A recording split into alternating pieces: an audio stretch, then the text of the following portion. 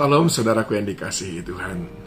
Sesudah saya berdoa pagi, biasanya saya punya waktu sedikit untuk melihat-lihat berbagai postingan-postingan para hamba-hamba Tuhan di sosial media, dan sering sekali itu memberkati saya, menegur saya, memotivasi saya. Karena saya percaya Tuhan berbicara kepada banyak orang, melalui banyak orang, untuk kita, termasuk untuk saya pribadi. Namun pada pagi hari ini agak berbeda, saudaraku. Pikiran saya, hati saya agak terganggu ketika melihat ada seseorang yang memposting seakan-akan melaporkan kemajuan pelayanannya, namun sebetulnya maksudnya adalah meminta-minta. Nah, saya mau beritahu kepada saudara, stop melakukan seperti itu. Stop meminta-minta, karena itu bukan sesuatu yang Tuhan inginkan untuk kita hidup di dalamnya. Apa yang diajarkan Paulus kepada kita? Kisah Para Rasul 20 ayat 33-35. Perak atau emas atau pakaian tidak pernah aku ingini dari siapapun juga. Ingat, dari siapapun juga. Kamu sendiri tahu bahwa dengan tanganku sendiri aku telah bekerja untuk memenuhi keperluanku dan keperluan kawan-kawan seperjalananku.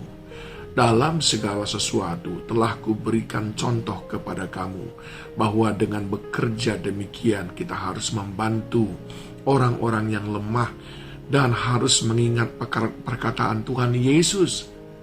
Sebab ia sendiri telah berkata, adalah lebih berbahagia memberi daripada menerima. Saya ulangin, adalah lebih berbahagia memberi daripada menerima. Stop jadi peminta-minta dengan cara yang langsung meminta kepada orang, atau dengan lebih licik lagi dengan cara terselubung seolah-olah memposting dan melaporkan kemajuan pelayananmu, padahal sebetulnya engkau ingin meminta-minta kepada orang lain. Itu jahat di mata Tuhan, karena itu adalah sebuah kelicikan. Apa yang harus kita lakukan supaya kita tidak menjadi peminta-minta dalam hidup kita, dalam pelayanan kita, dalam karir kita? Satu, Paulus katakan, jangan mengingini emas, perak, atau pakaian, sesuatu yang berlebihan yang bukan merupakan bagian kita. Jangan mengingini yang bukan bagian kita. Jangan mengingini sesuatu yang besar ketika Tuhan belum berkata, ayo itu milikmu. Jangan mengingini itu. Dalam bahasa sehari-hari dikatakan orang seperti itu besar pasak daripada tiang. Kita perlu mengontrol. Firman Tuhan berkata, kalau engkau ingin membangun, rencanakan dulu dengan baik. Supaya kita tidak meminta-minta kepada orang lain. Kan malu, kata Alkitab, kalau kita sudah mulai membangun tapi kita tidak bisa menyelesaikannya. Caranya untuk tidak minta-minta, yang pertama, jangan mengingini sesuatu melebihi daripada kemampuan kita. Cara yang kedua adalah bekerja dengan keras, bekerja dengan gigih, supaya kita lewat pekerjaan kita mengharapkan berkat dari Tuhan, bukan dari manusia. Dan yang ketiga, bagaimana caranya kita supaya tidak meminta-minta? Belajarlah mencukupkan diri dengan apa yang ada pada kita. Sekalipun untuk melakukan pekerjaan Tuhan, Tuhan tidak bangga kalau kita melakukannya dengan cara meminta-minta, baik dengan langsung ataupun dengan terselubung. Apalagi hanya untuk makan dan minum. Bukan itu yang Tuhan kehendaki dari saudara. Nah, lalu mengapa Paulus berkata, berbahagia orang yang memberi? Pertama, karena orang yang memberi berarti hidupnya sudah bebas dari kuasa dan konsekuensi dosa. Dosa membuat kita miskin. Dosa mendatangkan kutuk kemiskinan.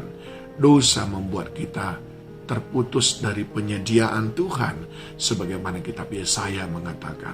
Lukas 7 ayat 47 bahkan berkata, sebab itu aku berkata kepadamu, dosanya yang banyak itu telah diampuni, sebab ia telah banyak berbuat kasih. Tetapi orang yang sedikit diampuni, sedikit juga ia berbuat kasih. Perhatikan baik-baik. Orang yang banyak berbuat kasih, dia mampu melakukannya karena dia sudah diampuni, sudah bebas, sudah merdeka. Yang kedua, mengapa lebih berbahagia memberi daripada menerima, apalagi meminta-minta? Yaitu karena orang yang memberi adalah orang yang percaya sepenuhnya pada pemeliharaan Tuhan. Dia memberi, Janda Sarfat memberi bukan karena berlebih, tapi karena dia percaya pada pemeliharaan Tuhan. Sering sekali saya sendiri mengalami memberi bukan karena berlebih, tapi karena percaya apa yang aku tabur hari ini tidak akan membuatku tidak terpelihara oleh Tuhan. Tuhan tahu apa yang kuperlukan. Yang ketiga, mengapa lebih berbahagia memberi daripada menerima, apalagi meminta-minta, baik langsung maupun terselubung. Yang ketiga, karena kita melihat orang berbahagia. Kan berbahagia kan? Ketika orang menerima pemberian kita, saat dia berbahagia, apa yang kita rasakan? Kita pun bahagia. Jadi kita melihat banyak orang bahagia, maka kita pun bahagia. Bahagia itu menular. Orang yang sehat secara jiwanya sehat, maka dia pasti bahagia menyaksikan orang bahagia. Walaupun ada orang yang sedih menyaksikan orang berbahagia. Ada orang yang stres menyaksikan orang diberkati karena jiwanya tidak sehat. Tapi orang yang jiwanya sehat pasti bahagia menyaksikan orang yang bahagia.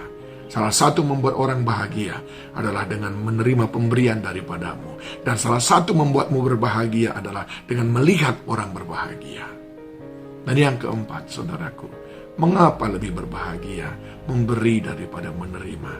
Karena sukacita atas hidup kita yang hidup di dalam karakter Kristus. Kristus itu punya karakter memberi. Bahkan nyawanya dia beri. Kalau engkau berkata, aku pengikut Kristus, mestinya engkau adalah pemberi, bukan penerima ataupun mengharapkan pertolongan orang, baik dengan meminta dengan cara terselubung, dengan licik, apalagi dengan meminta dengan jelas. Ya, Kristus kalau hidup dalammu, kau pasti menjadi orang yang suka memberi, bukan suka meminta-minta. Saudara yang dikasihi Tuhan, kedewasaan iman kita, salah satunya bisa kita lihat dari bagaimana karakter kita dalam memberi apa yang ada pada kita. Jadilah orang yang dewasa, lebih berbahagia memberi daripada menerima. Tuhan Yesus menolong saudara.